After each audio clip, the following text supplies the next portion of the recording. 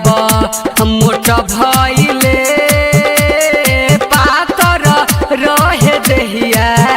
अब मोट भइले हीरे के घोट गइले केला जादव जी के घोट गइले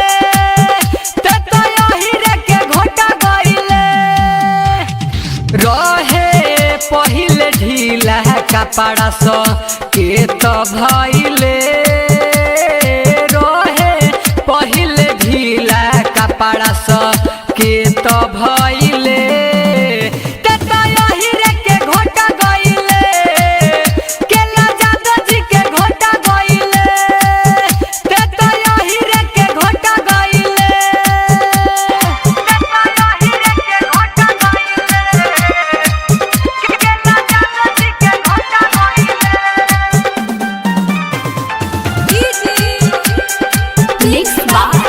वेलकम रिकॉर्डिंग स्टूडियो जामू बाजार।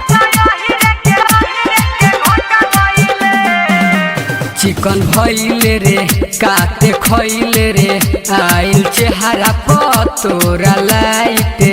जवन होखत रहे ढीला ढकर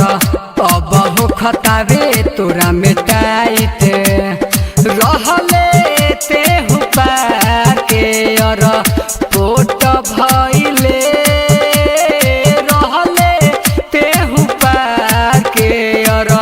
पोट भइले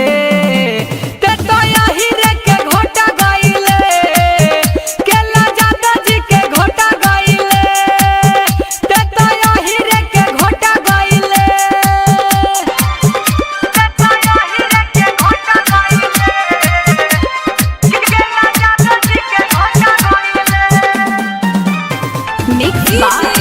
welcome recording studio Jamu Bazar. कजरा कटारी रे जानो मारी रे यादो टुन टुन के संगे बाड़े रे अजित प्रेमी कहे तेहु सुन रे दोनों जोबन तोरा जाना मारे रे रहे पहिले कपड़ा बड़ा काला मोट भइले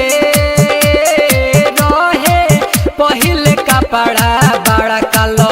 मोट भइले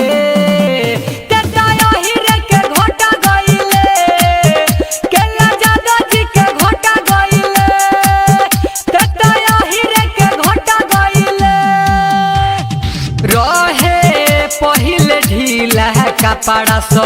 के तो भइले रहे पहिले ढीला कपड़ा स